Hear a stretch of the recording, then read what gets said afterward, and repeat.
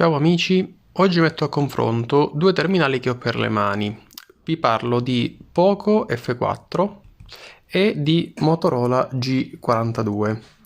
Allora, si tratta di terminali molto diversi che appartengono a fasce di mercato proprio differenti, perché il Poco F4 costa allo stato attuale circa il doppio del Motorola G42, quindi parliamo di circa 400 euro contro circa 180 euro. Quindi, obiettivo di questo video è farvi vedere effettivamente qual è la differenza in termini di performance nell'utilizzo più comune del telefono, quindi vi farò vedere quali sono i tempi di avvio di alcune app che utilizzo più di recente, più che altro io e la persona che mi ha dato il G42 per questa recensione. E poi farò invece un deep dive, come al solito un approfondimento sulla fotocamera e sulle performance in ambito foto e video. Quindi cominciamo dalle app di utilizzo più comune. Quindi proviamo ad avviare sui due terminali YouTube. Vediamo. Vabbè, te pareva. Quindi ci riprovo. Premetto che sono entrambi connessi alla stessa rete, quindi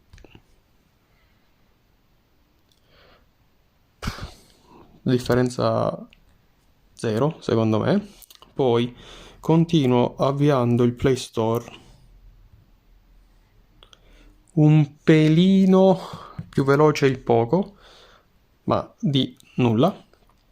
Poi vediamo l'avvio di foto, che chiaramente poi vi oscurerò per motivi di privacy, però avviamolo. Sì, un po' più veloce il Poco. Poi continuiamo con l'avvio della fotocamera. Sbagliato.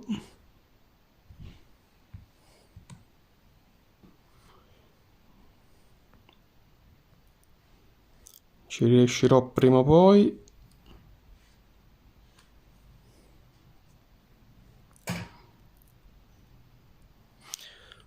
Diciamo differenza anche in questo caso risibile. Continuiamo poi con l'avvio di WhatsApp, magari avvicino i due terminali, così forse ci riesco. Leggermente più veloce il Poco, come era lecito aspettarsi comunque. Poi avvio dei messaggi, idem.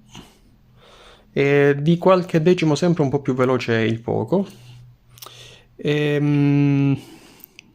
Avvio del browser. Sì, diciamo che proviamo ad andare su Enrico Levato Blog e vediamo che succede. Vediamo.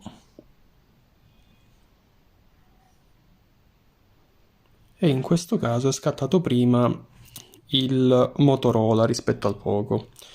Quindi diciamo che probabilmente mi aspettavo... Ah no, facciamo partire pure Facebook perché...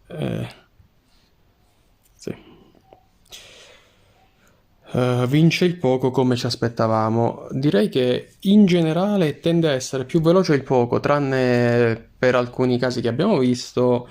Personalmente, se l'utilizzo del telefono è essenzialmente quello che avete visto, quindi l'avvio di app più comuni, forse, e dico forse, l'utilizzo di un telefono di fascia più alta come il Poco rispetto al Motorola e quindi spendere tipo il doppio probabilmente è inutile, però mi riservo di farvi un'analisi completa tenendo conto anche delle prestazioni in ambito fotografico, quindi passo all'analisi di foto e video della stessa scena fatte con i due terminali. Cominciamo a prendere in esame la prima foto. Quella scattata con il Poco è più chiara rispetto a quella scattata con il G42, però provo adesso a fare lo zoom su entrambe e identificare qualche particolare per vedere le differenze più nel dettaglio.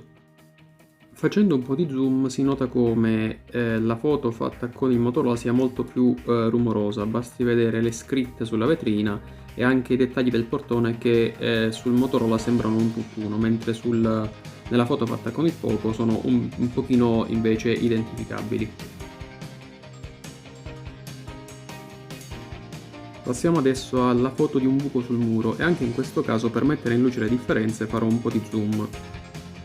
In questo caso la differenza è piuttosto netta perché la foto fatta con il Motorola non è proprio a fuoco, quindi questo dettaglio vedete che è molto dai contorni molto sbiaditi, mentre la foto fatta con il fuoco evidenzia una foto fatta abbastanza bene.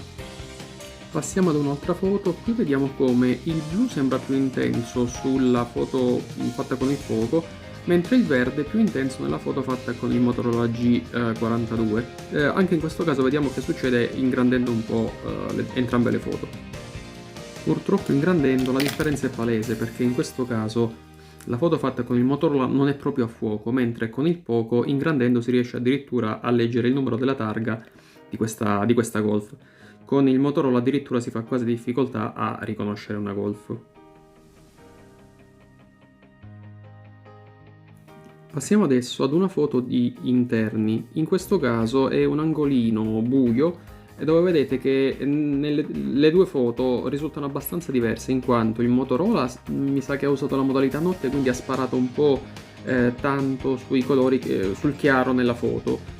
Nella foto fatta con il poco si vede proprio la differenza tra luce e ombra, dal momento che entravano solo dei raggi di luce in questo angolino, quindi diciamo che la foto con il poco è più veritiera, però vediamo lo zoom cosa ci farà vedere.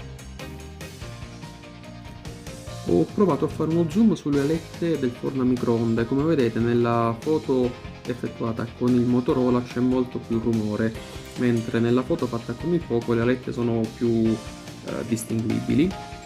Inoltre, come vedete nella foto fatta con il Motorola la presa nera è pienissima di rumore, con la foto fatta a sinistra, quindi quella fatta con il poco, il cavo è più lineare, diciamo, non ha disturbi vari di rumore intorno. Continuiamo sempre con una foto fatta all'interno, in questo caso sotto luce artificiale diretta. Vediamo se tramite uno zoom le differenze tra le due foto appaiono più evidenti. Anche in questo caso la foto scattata con il poco primeggia, perché guardate come è messa a fuoco la maniglia, come è possibile anche cogliere il dettaglio della serratura, così come il bordo rovinato della cornice, dettagli che invece sfuggono nella foto di destra effettuata con il Motorola. Passiamo invece adesso a una foto un po' più complicata, perché è sempre una foto di interni, ma qui vedete che si alternano zone in ombra e zone in luce. Già secondo me senza zoom si notano delle differenze, però mi faccio aiutare dallo zoom e entriamo più nello specifico. Provo a soffermarmi sullo sportellino che, come vedete, nel poco risulta abbastanza definito, così come anche la trama del pavimento. Guardate invece con il Motorola come ci sia un sacco di rumore nella foto e il pavimento in realtà è tutto un mischione, quindi qui la differenza secondo me tra le due foto è lampante.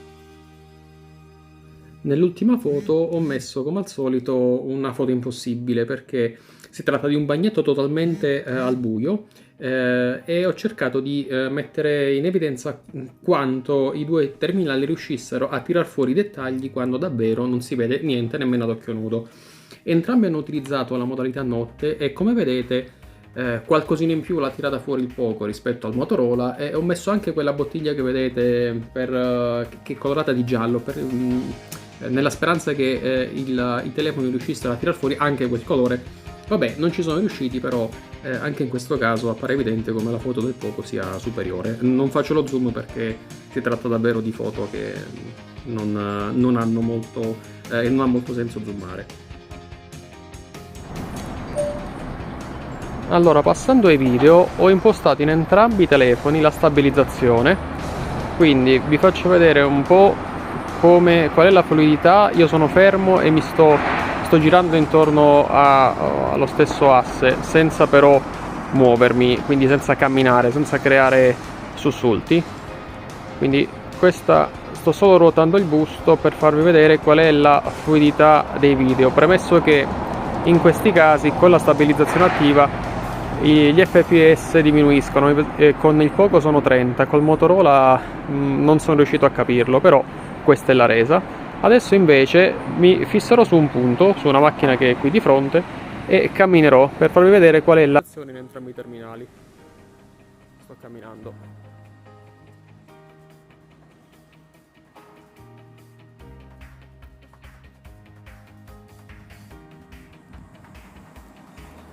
Cambio punto di riferimento, stesso discorso, torno indietro tenendo fisso il fuoco su questa macchina e camminando.